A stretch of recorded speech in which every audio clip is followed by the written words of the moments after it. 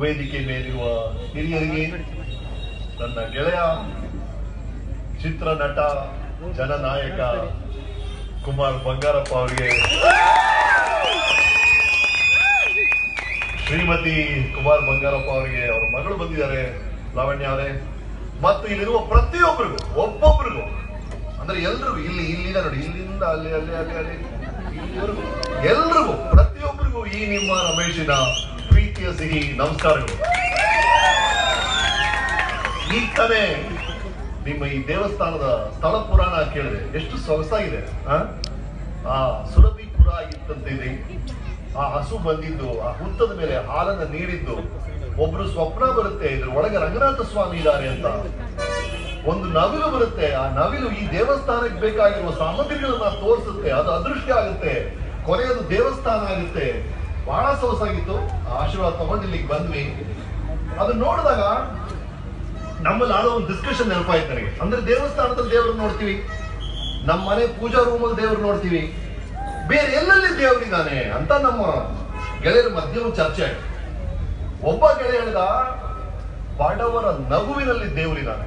ಅಂದ್ರೆ ಒಬ್ಬ ರೈತ ಹೊಲದಲ್ಲಿ ಶ್ರಮ ಪಟ್ಟು ಬೆವರು ಸುರಿಸಿ ಸಂಜೆ ಹೋಗಿ ನಮ್ದು ಕೋತಿಗಳು ಸಾರ್ ಕೋತಿಗಳು ಅಥವಾ ರಾಮಶ್ರಮ ಬಾಮನ ನೋಡಿ ಅಂತ ನಕ್ಬಿಟ್ರೆ ಆ ನಗುವಲ್ಲಿ ದೇವರಿದಾನಂತೆ.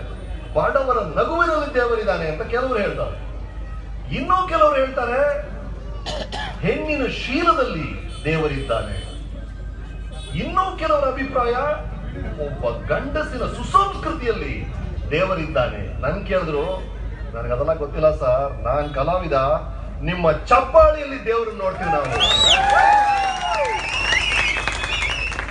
ಎಲ್ಲರೂ ದೇವರಲ್ಲಿದ್ದಾನೆ ಅಂತ ಕಾಣ್ತಾ ಇಲ್ಲ, ದೇವರು ಕಾಣ್ತಾ ಇಲ್ಲ, ಕಾಣಲ್ಲ, ಕೇಳಿಸ್ತಾನೆ, ನಿಮ್ಮ ಚಪ್ಪಾಳಿಯಲ್ಲಿ ನನ್ನ ದೇವರು ಅಂತ ಕಲಾವಿದರಿಗೆ ನಾವು ಇತರ ಜಾಗಗಳಿಗೆಲ್ಲ ಬರೋ ಕಾರಣ ಏನು ಅಂದ್ರೆ, ನಿಮ್ಮನ್ನ ಭೇಟಿ ಮಾಡಕ್ ಒಂದು ಸುವರ್ಣ ಅವಕಾಶ, ನಿಮ್ಮ ಒಪ್ಪಿಗೆಯನ್ನ ಚಪ್ಪಾಳೆ ಮೂಲಕ ಕೇಳೋಕೆ ಒಂದು ಅದ್ಭುತವಾದ ಅವಕಾಶವನ್ನು ಇವತ್ತು ಕುಮಾರ್ ಅವರು ನಮಗೆ ಕೊಟ್ಟಿದ್ದಾರೆ. ಹಾಗಾಗಿ ಅದು ಇಂಥ ಅದ್ಭುತವಾದಂತ ದಸರಾ ಹಬ್ಬದ ಉದ್ಘಾಟನೆಗೆ ಬಂದಿರೋದು ಇನ್ನಷ್ಟು ಸಂತೋಷ. ದಸರಾ ಅಂದ್ರೆ 10 ದಿನ, ನವರಾತ್ರಿಗಳು 1 ದಿನ. ಈ ನವರಾತ್ರಿಗಳಲ್ಲಿ ಶಕ್ತಿಯ ಬೇರೆ ಬೇರೆ ರೂಪಗಳನ್ನ ನಾವು ಪೂಜೆ ಮಾಡ್ತೀವಿ. 3 ದಿನ ಲಕ್ಷ್ಮಿಗೆ, 3 ದಿನ ಸರಸ್ವತಿಗೆ, 3 ದಿನ ಶಕ್ತಿಗೆ, ದುರ್ಗಾಗೆ, ಕೊನೆಗೆ ವಿಜಯದಶಮಿ ಅದು ದಿನ. ಈ 3 ಶಕ್ತಿಗಳ ಅನುಗ್ರಹ, ಆಶೀರ್ವಾದ ನಿಮ್ಮೆಲ್ಲರ ಮೇಲೆ ಇರಬೇಕು ಅನ್ನೋದೇ ನನ್ನ ಆಸೆ. ಮೊದಲನೇದಾಗ ಲಕ್ಷ್ಮಿ, ಲಕ್ಷ್ಮಿ ದುಡ್ಡು.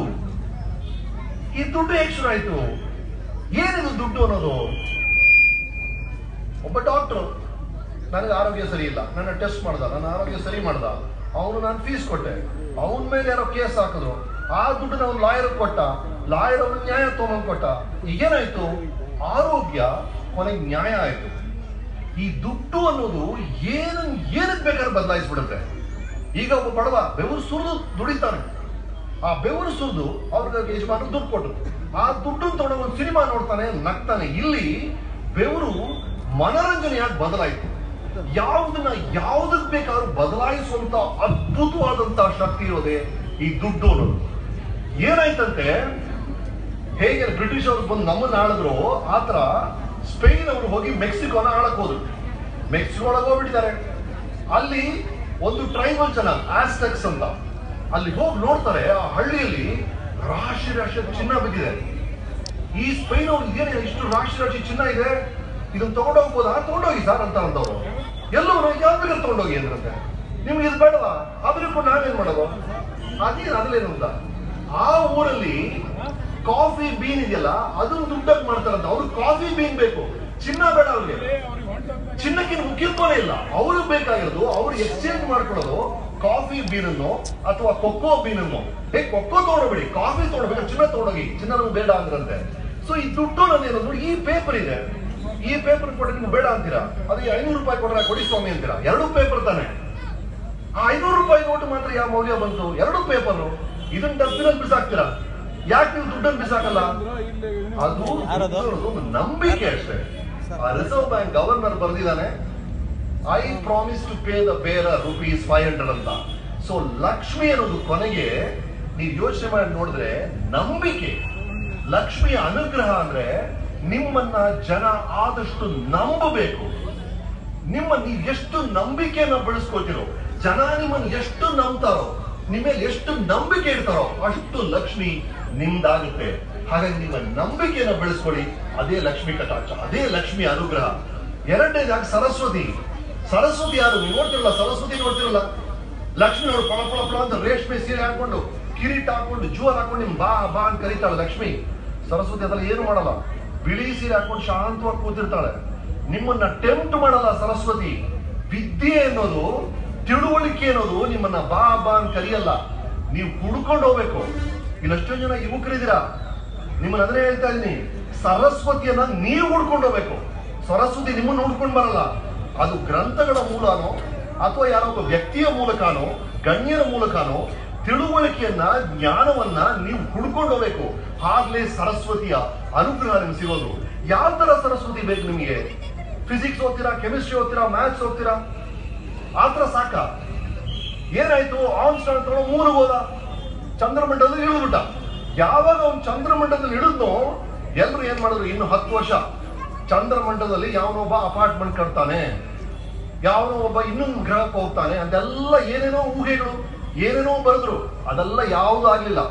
ಆದ್ರೆ ಯಾರು ಊಹಿಸಲಿಲ್ಲ ಇಂಟರ್ನೆಟ್ ಅಂತ ಒಂದು 20 ವರ್ಷದಲ್ಲಿ ಬರುತ್ತೆ, ನಮ್ಮ ಪ್ರತಿಯೊಬ್ಬರ ಫೋನಲ್ಲೂ ಇಂಟರ್ನೆಟ್ ಬರುತ್ತೆ ಅಂತ ಒಬ್ಬ ಊಹೆ ಮಾಡಿಲ್ಲ. ಅದು ಪ್ರಪಂಚ. ನಾಳೆ ಏನಾಗುತ್ತೆ ಅಂತ ಯಾರೂ ಗೊತ್ತಿಲ್ಲ ಅನ್ನೋದೇ ಸತ್ಯ.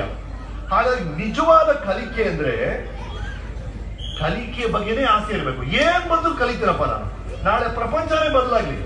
ಇವತ್ತು ರಾಜಕೀಯ ಹೀಗಿದೆ, ನಾಳೆ ಬದಲಾಗುತ್ತಾ ಅದನ್ನ ನಾನು ಕಲಿತೀನಿ ಅಂತ ಅವ್ರು ಡಿಸೈಡ್ ಮಾಡ್ತಾರೆ.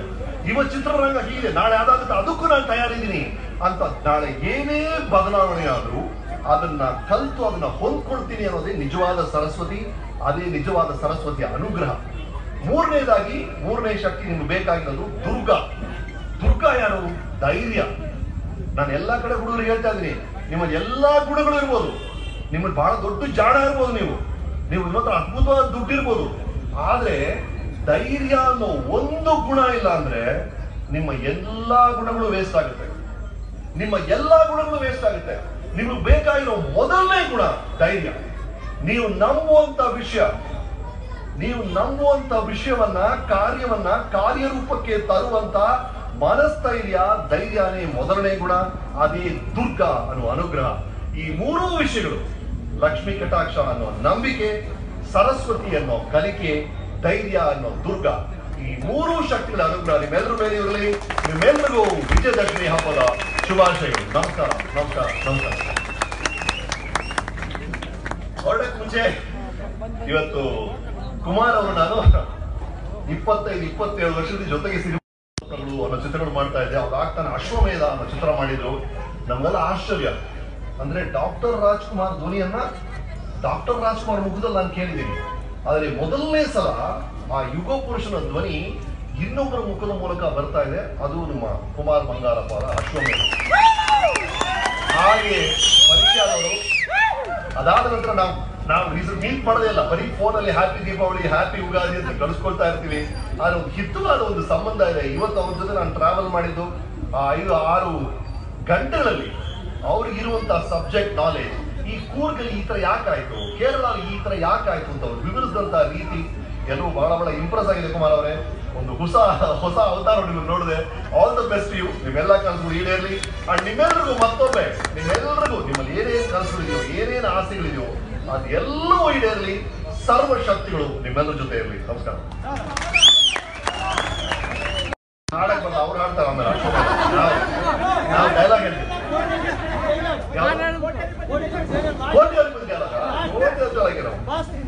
ಕರ್ನಾಟಕ, ಕನ್ನಡದ ಕೋಟ್ಯಾಧಿಪತಿಗೆ ಕೋಟಿ ಕೋಟಿ ಸ್ವಾಗತ. ಕನ್ನಡಿಗರೇ ಹೇಗಿದ್ದೀರಿ? ಎಲ್ಲ ಇರಿ, ಹೇಗೆ ಇರಿ, ಚೆನ್ನಾಗಿರಪ್ಪ.